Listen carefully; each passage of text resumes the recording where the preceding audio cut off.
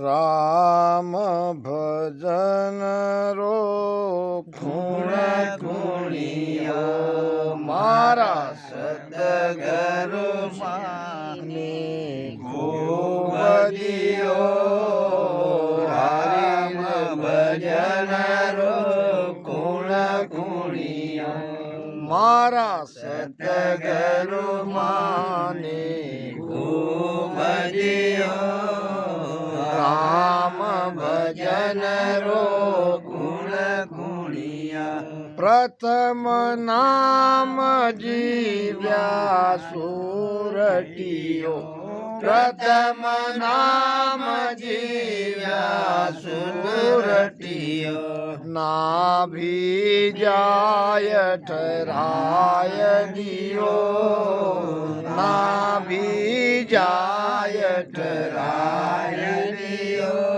नाभि सोपी चमरे मार्ग नाभि सोपी चमरे मार्ग बांकनाल में बाढ़ दियो बांकनाल में बाढ़ दियो राम भजन रो गुण गुणिया मारा सतगुरु माने खूब दियो हरि रे भजन रो गुण गुणिया मारा सतगुरु माने खूब दियो राम भजन रो गुण गुणिया बंकनाल से उलटा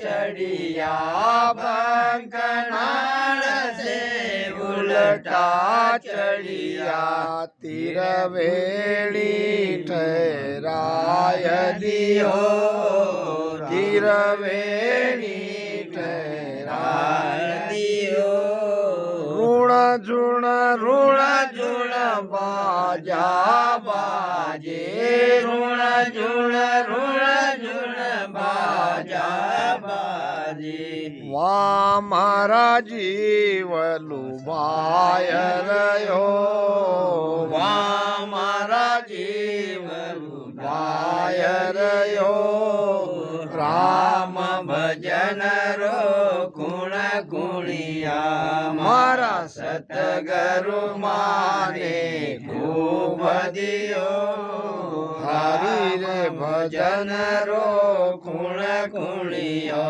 मारा सतगुरु माने खूब दियो राम भजन रो गुण गुणिया जाके ऊपर रंग महल है जाके ऊपर रंग महल है बादल जुगरनाय रयो बादल जुगरनाय रयो झिरमिर इमरत बरसे झिरमिर इमरत बरसे पी पी मन वो अघाय रयो पी पी मन वो अघाय रयो राम भजन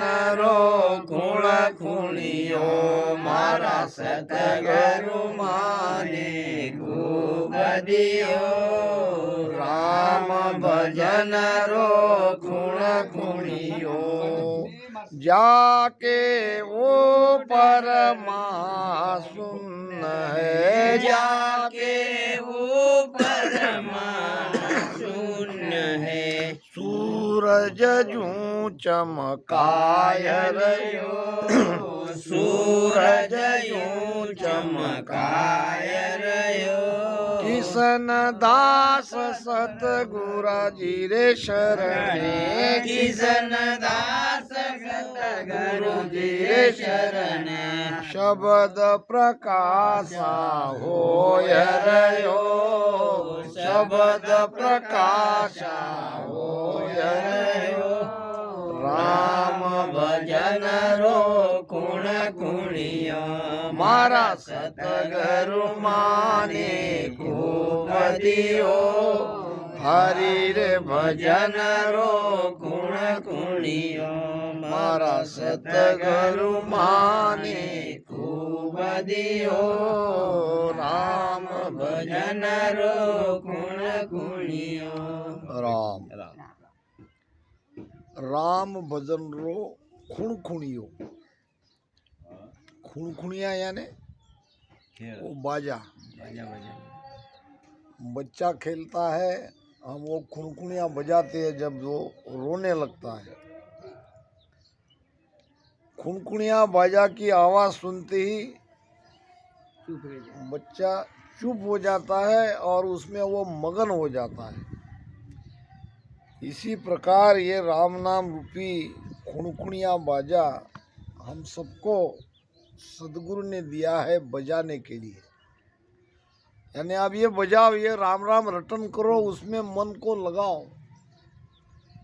राम राम में भजन में मन लगेगा तो आगे की सारी अनुभूतियाँ अपने आप होने लगेगी, क्योंकि कृपा ऐसी होती है।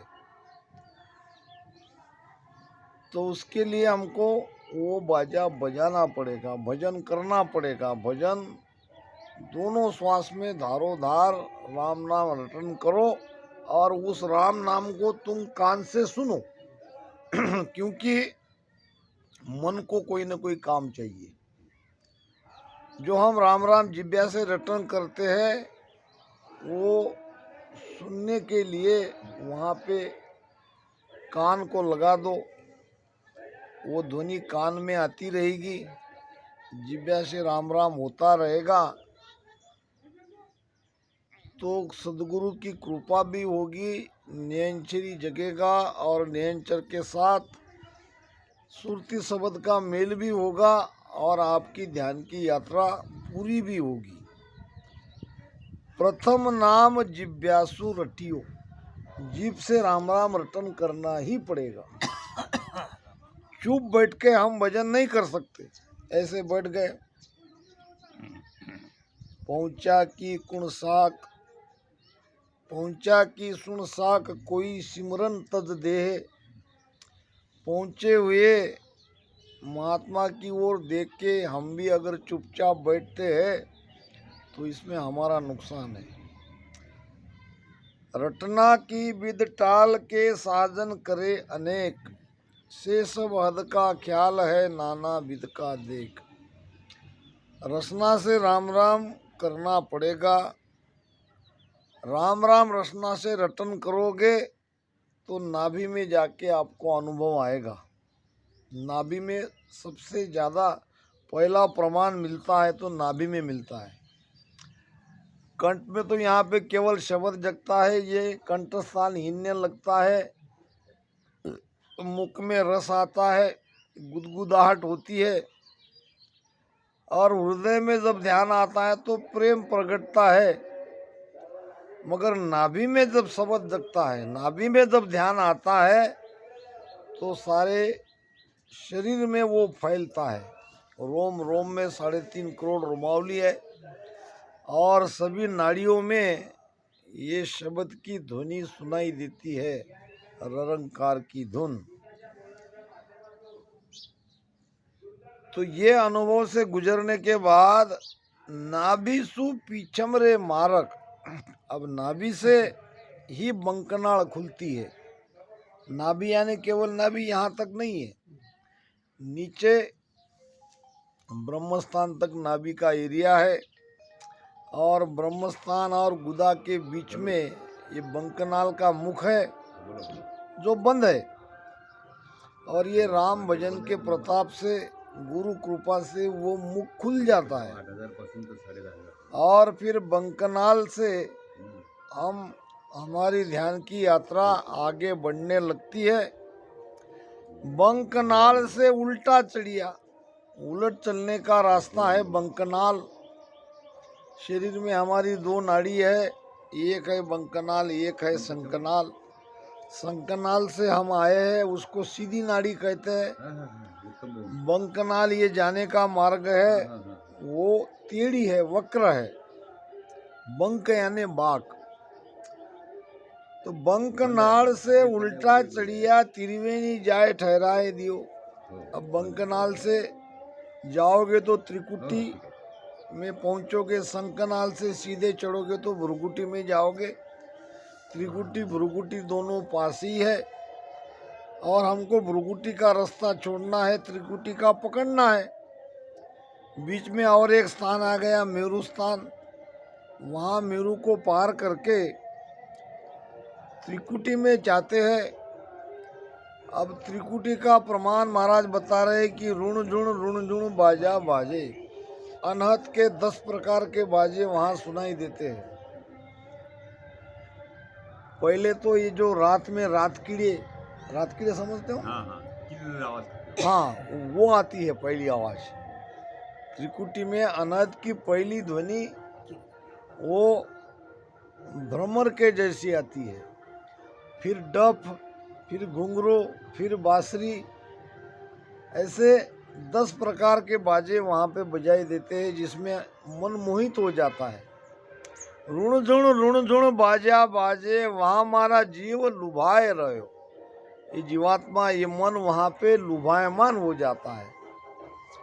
महाराज कहते हैं, बाजा सुन बहुत छे आवे, मुख पर बरसे नूरा हो। यानी प्रसन्नता जब आने लगती है तो चेहरे में भी उसका निखार आता है। ध्यानी ध्यान करता है कि नहीं करता है, उसका चेहरा बता देता है। चेहरा प्रकाशित होता है, चेहरे में नूर झलकता है। तो ऋण झुण बाजा बाजे, वहाँ मारा जीव लुभाए रहो। यहाँ सुखराम जी महाराज ने कहा, ये बारी है किशनदास महाराज की। हमारी शाखा कहाँ से आई है? हमारी शाखा आई है किशनदास जी महाराज से। दरियाव जी महाराज के 8 शिष्य थे। 8 शिष्य में किशनदास जी महाराज की शाखा में सदगुरु सुखराम जी महाराज हुए। किशनदास जी महाराज के शिष्य थे हरिदास जी महाराज, उनके भांजे। और मैंने सुना है कि किशनदास जी महाराज रामदास जी महाराज के भांजे थे। रामदास जी महाराज, हाँ, खेड़ापा वाले। और वो भी बहुत ऊंचे संत हुए। किशनदास जी महाराज के बाद उनके शिष्य हरिदास जी महाराज, उनके शिष्य सावलदास जी महाराज, सावलदास जी महाराज के शिष्य बिरमदास जी महाराज, और बिरमदास जी महाराज के शिष्य अनंत सुख सम्राट सदगुरु सुखराम जी महाराज। तो एक तरह से हमारी वंशावली ऐसी आती है। गुरु परंपरा। तो किशनदास जी महाराज का ये भजन है, और उन्होंने त्रिकुटी का अपना अनुभव बताया है कि वहाँ बाजे सुनाई देते हैं। सुखराम जी महाराज ने भी आत्मसार ग्रंथ में कहा है कि ये सब होता है, मगर ये उस सत्स्वरूप के देश का अनुभव नहीं है।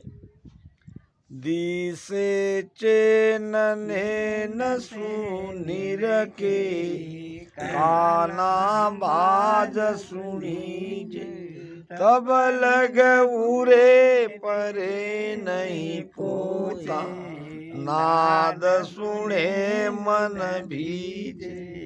ये मन को लुभावने वाले नाद सुनाई देती है, कभी बांसुरी की धुन सुनाई देती है, बहुत ही मीठी मीठी। इसमें केवल अटकना नहीं है, मगर ये सुनाई देना चाहिए। ये हमारे साथ ये अनुभव आना ही चाहिए, तभी बात पक्की होगी, और तभी विश्वास हमको भजन में आएगा कि ये गुरु महाराज संतों ने जो बताया है वो सचमुच सही है।